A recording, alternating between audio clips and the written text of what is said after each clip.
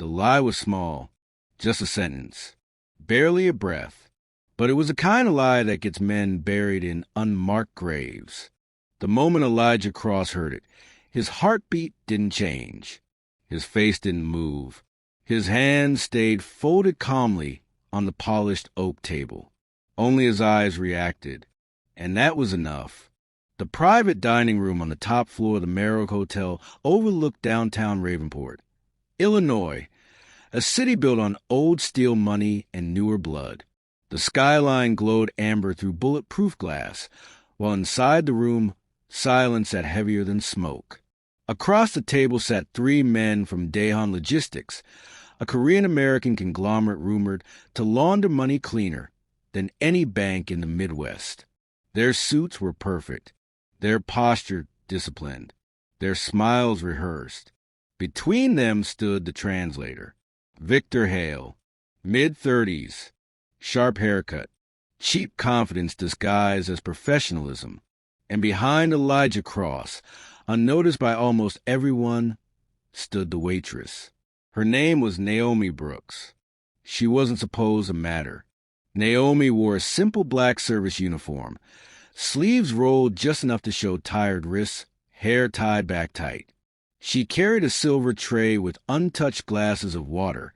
Her eyes lowered the way people like her learned to keep them. But Naomi wasn't listening with her eyes. She was listening with her soul. Victor spoke in Korean first. Smooth, fast, confident. The men across the table nodded as he talked. Then he turned to Elijah. He says, Victor translated, smiling, that Daehan Logistics agrees to a temporary distribution partnership. Limited scope, minimal risk, full transparency. Elijah Cross nodded once. Tell him, Elijah said calmly, that I don't do temporary. Victor translated again. But Naomi felt her stomach twist, because what Victor said in Korean this time was not what Elijah had said. Not even close. Victor leaned slightly forward, his voice dropping, tone shifting. He says, Victor told the Koreans that he will accept temporary terms, and that if things go wrong, he will take full responsibility. Naomi's fingers tightened around the tray. Her heart started pounding, so hard she thought someone might hear it. That wasn't a mistake. That was sabotage. And Naomi knew it because she understood Korean. Her mother had been born in Busan, her father in Detroit. Naomi had grown up translating bills, arguments, apologies, and threats long before she ever served tables. She also knew something else. You didn't correct a man like Elijah Cross. You didn't interrupt his meetings. And you definitely didn't accuse his translator of lying unless you were ready to disappear. The room went quiet again. Elijah's gaze stayed locked on the men across from him. His voice was steady. Interesting, he said. Ask him to repeat that. Victor hesitated. Just a fraction of a second. Then he repeated the lie. Naomi felt it like a punch to the chest. She had 2 choices. Walk away or step into something that could swallow her whole. The tray shook. A glass clinked softly. Elijah turned his head. For the first time since the meeting began, his eyes met Naomi's. They were gray, cold, calculating, dangerously calm. Yes, Elijah said. Naomi swallowed. Her mouth went dry. Her legs felt weak. But something inside her, something old and stubborn, refused to let her stay silent. I'm sorry, sir, she said, voice barely above a whisper. But that's not what he said. The room froze. Victor's head snapped toward her.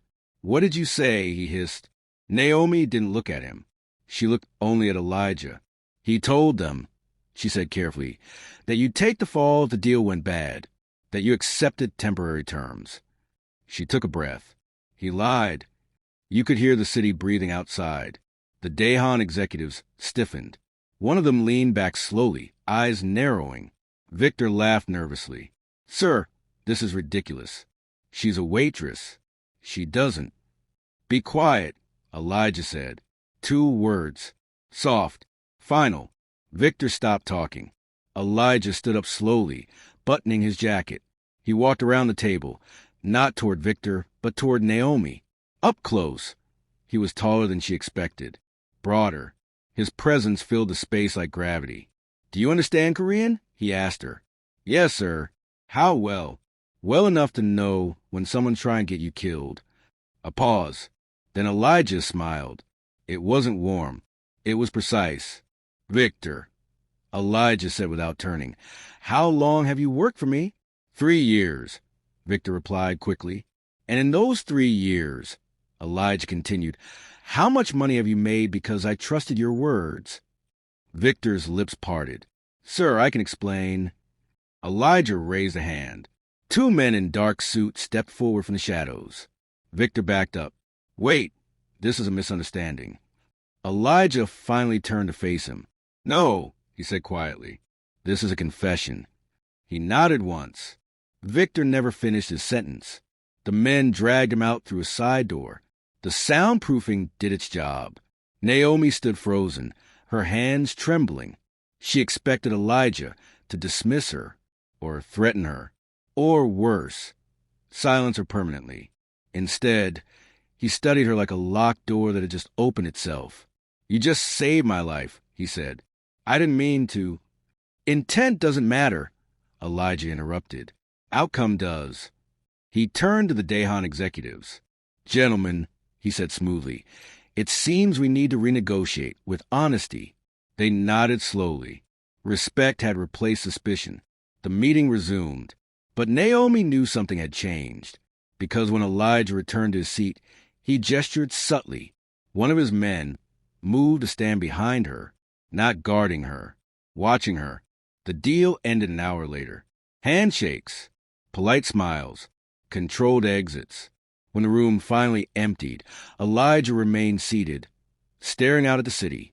"Naomi Brooks," he said, without looking at her. She flinched. "Yes, sir." "You could have walked away."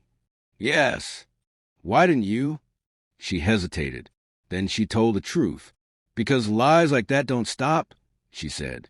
"They just grow teeth." Elijah chuckled softly. "That's a dangerous way to think." "I know."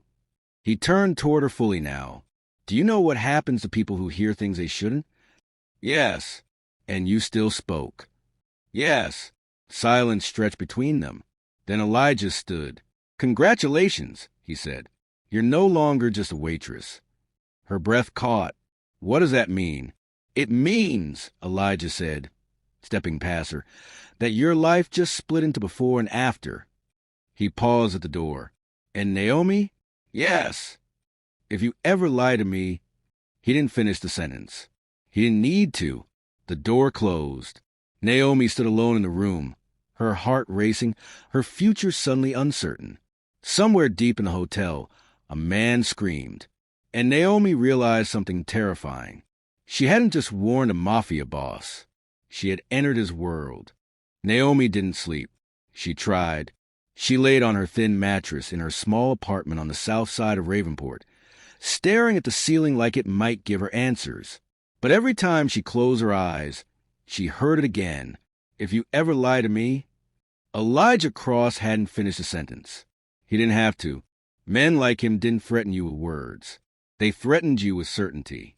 At 3:17 a.m., Naomi gave up. She sat up, wrapped her arms around her knees, and listened to the city through the window. Distant sirens, a barking dog, a passing car that sounded too slow. Her phone buzzed once. Unknown number. One message. "Don't go to work tomorrow." Naomi's blood ran cold. She typed back, "Who is this?" No reply. Then another buzz. "They know you spoke." Naomi stared at the screen until the letters blurred. "They know." Who was they? Victor Hale's people? The Dahan executives? Someone inside the hotel? Or worse, someone inside Elijah Cross's own empire? Because Naomi understood something now, with terrifying clarity. If Victor had been lying in the meeting, he wasn't doing it for fun. He had been trying to shift blame, set Elijah up, make sure the fall landed on him. And that meant the lie had a purpose, a plan, a trigger waiting to be pulled. Naomi moved quietly, like her apartment was already being watched. She checked the locks twice. Then she grabbed her old backpack, shoved in her passport, her mother's battered Korean dictionary, and a small envelope of cash she'd been saving for nursing school. She stopped, looked at herself in the mirror. No makeup, tired eyes. A waitress who had accidentally stepped in front of a moving bullet. Then her phone buzzed again. This time it wasn't a text. It was a call. Unknown number. Naomi hesitated, then answered. Hello. A man's voice, low and smooth. Naomi Brooks. Her stomach tightened. Yes. This is Mr. Cross's driver. You're coming with me. Her heart pounded. I didn't. You don't have a choice, the voice said calmly. You have 10 minutes. Look outside. Black SUV. Don't make me come upstairs. The call ended. Naomi's hand shook as she pulled on a hoodie and stuffed a backpack on her shoulders. 10 minutes later, she stepped into the street. A black SUV idled at the curb like it had always been there. The back window rolled down just an inch. A man's face appeared, stone-cold, shaved head, eyes like a lock gate. Get in, he said. Naomi swallowed and opened the door. The inside smelled like leather and expensive cologne. The SUV pulled away before she even buckled. No music, no small talk, just the hum of the engine, and Naomi's thoughts racing faster than the tires. After 20 minutes, they reached the industrial edge of the city. Warehouse yards, dead factories, rail lines that looked abandoned but weren't. The SUV rolled through a gate guarded by men with earpieces, then into a building with no sign. Inside, the air changed.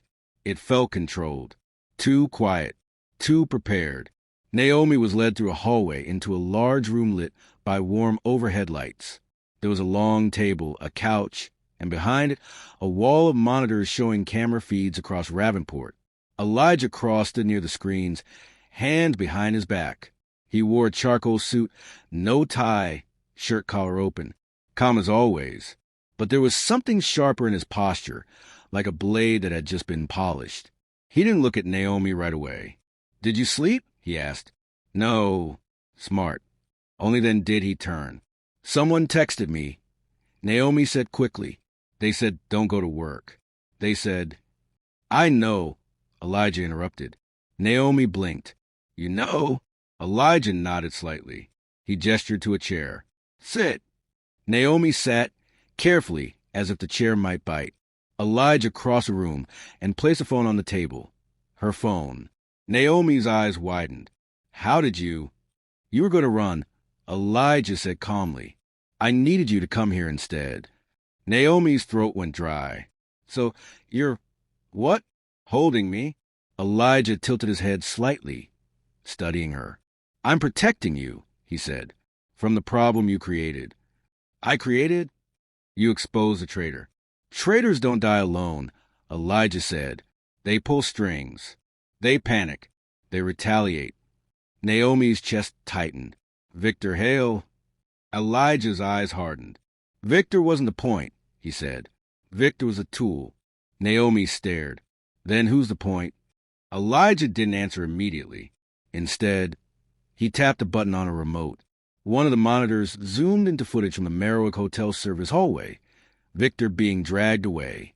But Naomi's breath caught because she recognized someone else in the frame, a man in a hotel maintenance uniform, pushing a cart, head down. And as Victor passed, that maintenance man lifted his eyes and made a subtle hand signal. Elijah paused the footage. Do you know him? Elijah asked. Naomi shook her head. No. Elijah's voice went cold. That man is not maintenance, he said. That man is FBI. Naomi's heart stopped. What? Elijah Cross, he said quietly, is not supposed to be sitting in a room doing business with Korean executives. That meeting wasn't just a negotiation. He leaned forward slightly. It was a trap. Naomi's mouth opened, but no sound came out. Elijah continued. The translator lied because someone paid him. Someone powerful enough to reach into my circle and buy access. Naomi's hands trembled. The FBI? Elijah's jaw tightened. Or someone who wants the FBI to catch me. He turned the monitor again. Another clip played, the dining room footage. It showed Naomi speaking. It showed Elijah turning his head toward her. And then, something Naomi didn't remember. A tiny flash in the corner of the frame. A micro camera hidden inside a smoke detector. Naomi's voice sounded clear, recorded. He lied. Elijah stopped the video. That footage was live-streamed, Elijah said. Someone outside that room watched you save me. Naomi's skin prickled. So they know my face. Yes. They know my name? Yes. Naomi's voice cracked. Then I'm dead. Elijah stared at her for a long moment. Then he said something that made Naomi feel colder than death. Not if I decide you're useful. Naomi sat frozen. Elijah walked around the table slowly, like he was circling an object he might buy or break. You understand Korean, he said. You noticed betrayal faster than my men did. Naomi swallowed. I was just... Don't reduce it. Elijah snapped. His voice wasn't loud, but it hit harder than shouting. People like you survive by pretending you're small. Naomi's eyes flicked up. Elijah stared her down. You are not small, he said. Small people don't speak truth in rooms designed for silence. Naomi felt tears stain her eyes, but she forced them back. I don't want to be in this, she said. Elijah's face softened, just barely. You already are. He walked to a cabinet and poured 2 glasses of water. He handed one to Naomi. She didn't take it. Elijah set it down anyway. Here's the situation, he said. Victor Hale is gone, but the people who bought him are still in play. Naomi whispered, Why would someone want you caught? Elijah's eyes shifted toward the monitors, city cameras, street corners, highways. Because I'm in the way, he said. Because my territory sits on the corridor they need. Naomi frowned. For what? Elijah didn't answer. Instead, he pressed another button. A new file popped on screen. A photo, a young woman stepping out of a courthouse. Handcuffs. Tears. A newspaper headline. Local paralegal charged in multi-million-dollar fraud scheme. Naomi's breath caught. She recognized the face. Maya Brooks. Elijah said. Naomi's voice turned to ice. That's my sister. Elijah nodded once. And she's not guilty, he said. But she's going to prison anyway unless you do exactly what I say. Naomi shot up from the chair. No, you don't get to... Elijah slammed his palm on the table. The sound cracked through the room. Naomi flinched. Elijah's expression didn't change, but his eyes were lethal. I didn't put her in cuffs, he said. The people hunting me did. Naomi's chest heaved. How do you even know about Maya? Elijah leaned back slightly. Because your family didn't become interesting to me until tonight, he said. When you spoke. Naomi's mind raced. They were targeting her. Her sister. Her life. Because she saw the lie. Because she said the truth. Naomi's voice broke. What do you want from me? Elijah's tone was steady now, almost clinical. I want you to translate, he said. For me, directly. Naomi's eyes widened. No, you don't have to join my world, Elijah said, but you will stand near it long enough to do the job. Naomi shook her head violently. I'm not built for this. Elijah's voice dropped. Neither was your sister when they framed her. Naomi's breath hitched. Elijah continued, slow and ruthless. You want Maya free? You want her alive? Then you help me find who planted the camera, who paid Victor, and who set the trap. Naomi clenched her fists. And if I say no? Elijah stared at her. He didn't threaten her. He didn't raise his voice. He just said, then you'll go home today, and tomorrow you'll find your sister on the news again, this time in an orange jumpsuit. Naomi's eyes filled. She hated him. She feared him. But worst of all, she believed him. Naomi whispered, How do I know you're not the one doing this? Elijah nodded, like he'd been waiting for that. Good, he said. That's the right question. He tapped the remote again. A new video played. It was Victor Hale. alive, tied to a chair, face bruised but breathing. His eyes were wild. Please, please, Mr. Cross, Victor sobbed. Elijah paused the video. He's alive, Elijah said, because you're going to ask him questions. Naomi recoiled. Me? You understand Korean? Elijah said. You understand nuance. You'll know when he lies. Naomi whispered. He's terrified. So are you, Elijah replied. That's why this works. Naomi's stomach turned. She didn't want to see Victor, didn't want to step any deeper. But her sister's face on that screen was a chain around her throat. Elijah gestured toward the door. Come, he said. You're going to meet him. Naomi stood slowly, legs unsteady. 2 guards opened a metal door. Cold air poured out. Concrete hallway. Dim lights. The smell of bleach. They walked down steps into a basement level where the walls were thicker and the silence was heavier. A final door opened. Inside was a single chair, a single table, and Victor Hale, tied up, trembling. His eyes locked on Naomi and went wide with shock. You, he whispered, voice cracking. You ruined everything. Naomi felt her pulse in her ears. Elijah stepped into the room, behind her. Victor, Elijah said calmly, this is Naomi, the woman you tried to kill with a sentence. Victor swallowed hard. Elijah leaned close to Naomi's ear. Ask him, Elijah murmured, who paid him. Naomi's voice shook, but she forced it steady. Victor, she said, who paid you to lie? Victor stared at her like she was a blade, and he was a throat. Then he laughed, small, broken. You think it was about money? He whispered. Naomi frowned. What does that mean? Victor's eyes filled with tears. They have your sister, he said. Naomi's blood froze. Elijah's expression didn't move, but his eyes darkened. Naomi stepped closer. What did you say? Victor swallowed, shaking. They already had her, he whispered. Before the meeting, before you spoke. They told me if I didn't flip the translation and sink the deal, they'd make her disappear. Naomi's world tilted. My sister, she whispered. Maya's with them? Victor nodded, sobbing now. Yes, he rasped.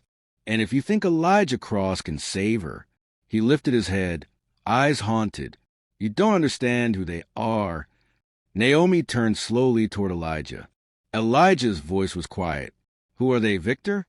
Victor's lips trembled. And then he said a name that made even the guards shift uneasily. The St. Lake Syndicate, Victor whispered. Elijah didn't blink. But Naomi saw something in his face, something she hadn't seen before. Not anger, not fear, recognition. Elijah stepped back, exhaling once. Lock him up, Elijah ordered. The guards grabbed Victor. Victor screamed as he was dragged away, shouting words Naomi didn't understand. Half English, half Korean, half madness. Naomi stood frozen in that cold room. Her sister was in someone else's hands. A syndicate she'd never heard of was now part of her life. And Elijah Cross, this untouchable Mafia king, had just reacted like a man who knew the monster's name personally. Naomi's voice barely worked. Elijah, she whispered, was the St. Lake Syndicate. Elijah turned toward her. His eyes were calm again. Too calm. The reason, he said, you should have stayed silent. He walked to the door, then stopped. And Naomi? Yes. If they have Maya, then this is no longer business. His voice sharpened into something final. This is war. The door shut behind him. Naomi stood alone in the basement corridor, realizing the truth. She wasn't just a waitress who overheard a lie. She was now the leverage point in a war between monsters. And somewhere out there, her sister was alive, or being used as bait. The first rule Elijah Cross gave Naomi was simple. If you panic, you die. He didn't say it to scare her. He said it like a fact, like gravity. Naomi sat in the back of the black SUV as Ravenport faded behind them. The city lights thinned, replaced by long stretches of highway and industrial darkness. Her hands rested in her lap. Fingers interlocked so tightly her knuckles had gone pale.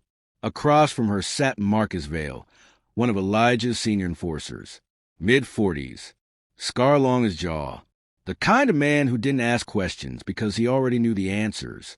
Marcus watched Naomi the way soldiers watch doors. Elijah says you're good with words, Marcus said finally. Naomi didn't look up. I'm good with languages. Marcus nodded. Same difference. Both get people killed. The SUV slowed.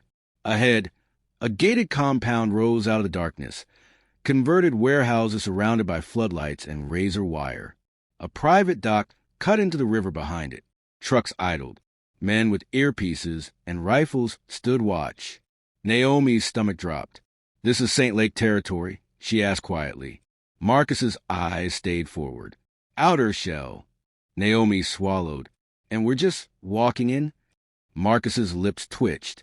No, you're being invited. The gates opened. Inside, the compound felt alive, organized chaos. Forklifts moved crates. Armed men spoke in low tones.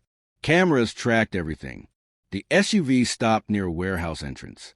Marcus leaned in close to Naomi's ear. Listen carefully, he said. You're here because you're invisible to them. Naomi frowned. Invisible? They see muscle, Marcus continued. They see money. They see guns. They don't see the girl holding the words together. Naomi exhaled shakily. That doesn't make me safe. No, Marcus said. It makes you useful. The doors opened. Cold air rushed in. They were escorted inside. The warehouse interior was massive. Steel beams, concrete floors, shipping containers stacked like walls. At the center was a long table under harsh white lights. And sitting at the head of it, Jonah Pike. He wasn't what Naomi expected. No flashy suit. No visible weapons. Just a simple dark jacket, salt and pepper beard, and eyes that smiled without warmth. This was the man who ran the St. Lake Syndicate. The man who might be holding her sister. Elijah Cross. Jonah said smoothly as Elijah entered behind Naomi. Didn't think you'd accept my invitation so quickly. Elijah didn't smile. You took something that belongs to me, Elijah replied. That tends to speed things up. Jonah chuckled. Funny, I was thinking the same thing. Naomi's heart hammered. Jonah's gaze slid to her. And who's this? He asked. You bringing waitstaff into negotiations now? Elijah's voice was calm. She's my translator. Jonah raised an eyebrow. Didn't you have one already? Elijah didn't blink. He lied. Jonah laughed softly. That happens. Naomi felt the eyes of the room settle on her. She straightened her posture. If she shrank now, she was dead. Jonah gestured to a seat beside him. Sit, he said to Naomi. Marcus stiffened. Elijah paused, then nodded once. Naomi walked slowly, every step echoing in her ears. She sat. Jonah leaned in slightly. You speak Korean? He asked casually. Yes. Fluent? Yes. Jonah smiled. Good. I hate misunderstandings. The Korean delegation entered next. 3 men, sharp suits, unreadable expressions. Naomi's pulse spiked. This wasn't just a meeting. This was a trap layered on top of another trap. The deal began. Jonah spoke first, laying out terms, routes, shipments, percentages. His voice was smooth, calculated. Naomi translated faithfully. Then the Koreans responded. And Naomi felt it again. That wrongness. One of them, Mr. Kong, used a phrase that seemed harmless on the surface. But Naomi's chest tightened. Because the phrase had 2 meanings. One polite, one lethal. Naomi translated carefully. Elijah's eyes flicked to her, just for a second. Jonah leaned back. Sounds agreeable, Jonah said, but I want clarity. He turned to Naomi. Ask him. Jonah said, what happens if the shipment is intercepted? Naomi swallowed and translated. Mr. Kong replied, calm and measured. Naomi's breath caught. Because this time there was no ambiguity. The meaning was clear, and it was bad. He was saying, if the shipment is intercepted, responsibility falls entirely on Elijah Cross. Naomi felt sweat break out on her back. This was Victor's lie all over again. Different mouth. Same knife. Naomi hesitated. The room went still. Jonah tilted his head.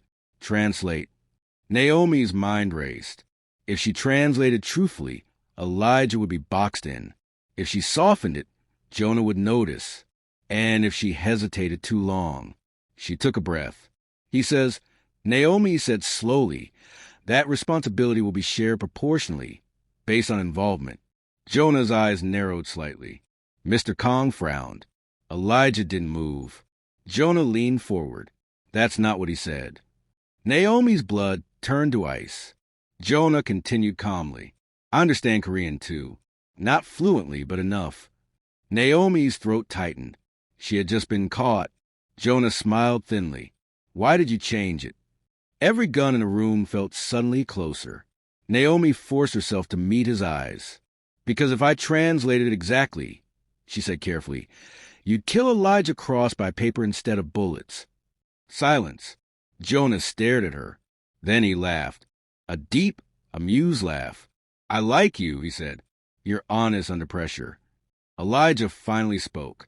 She didn't change the meaning, he said. She clarified intent.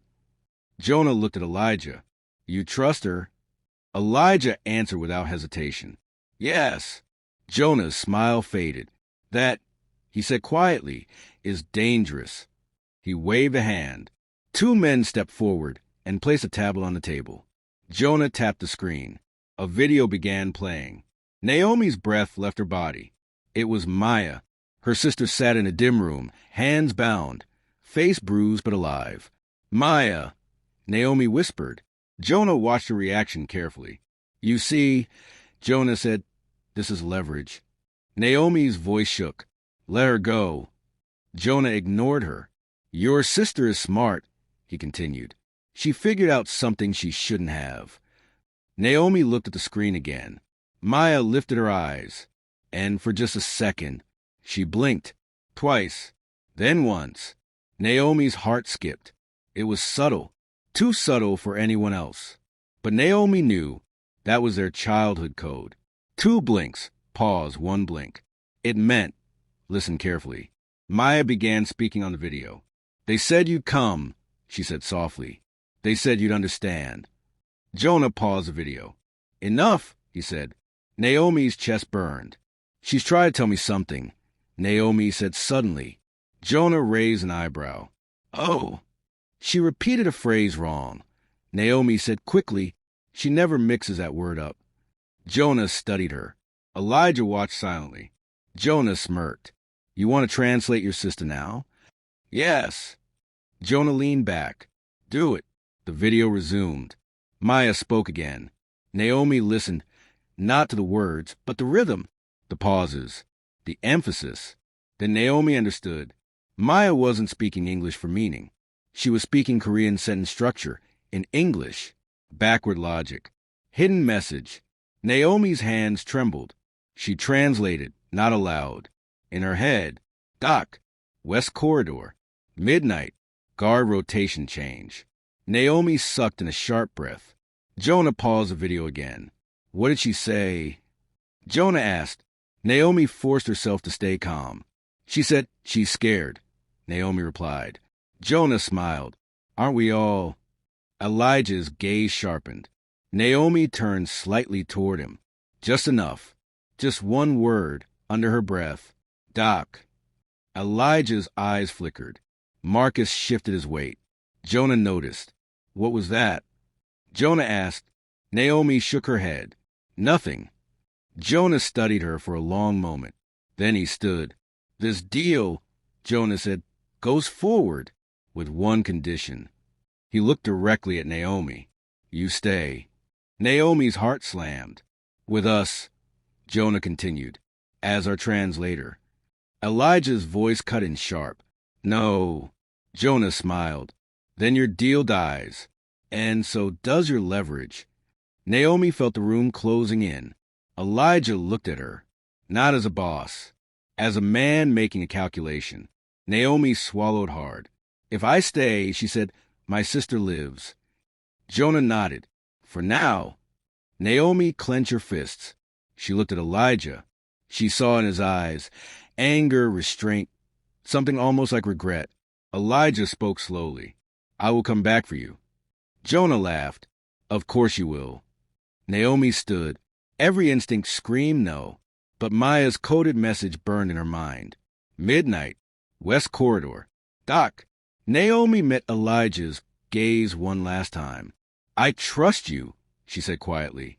Elijah's jaw tightened. Jonah gestured. Take her, he said. Two men stepped forward. As Naomi was led away, she felt fear like she'd never known, but underneath it, resolve, because she wasn't just a hostage now. She was inside, and she had a message Elijah needed. Behind her, Jonah's voice echoed. Welcome to St. Lake, Naomi Brooks, he said. Let's see how long your words keep you alive. The door shut. Naomi disappeared into the depths of enemy territory, and the clock began ticking toward midnight. Midnight didn't arrive quietly. It crept in on steel-toed boots, flickering lights, and the slow, deliberate rhythm of guards who believed nothing would go wrong, because nothing ever had. Naomi sat alone in a narrow room inside the St. Lake compound. Concrete walls, one chair, a camera in the corner that never blinked. Her wrists weren't bound, but the message was clear. You don't need chains when the exit doesn't exist. She counted her breaths. Every sound outside mattered now. A forklift passing, a radio crackle, footsteps, two sets, then one. She replayed Maya's message in her head again and again. Doc, West Corridor, midnight, guard rotation change. St. Lake wasn't careless, but no system was perfect, especially one built on arrogance. The door opened. A man stepped in mid-30s, clean-cut, St. Lake insignia stitched into his jacket. Not a soldier, a coordinator. You're translating again, he said. Move. Naomi stood. They walked fast through the compound. The air smelled like oil and cold water now, close to the docks. Floodlights cut hard shadows across stack containers. Trucks idled. Radios murmured. Naomi forced herself to stay small. Invisible, the West Corridor appeared just ahead, long, narrow, flanked by containers.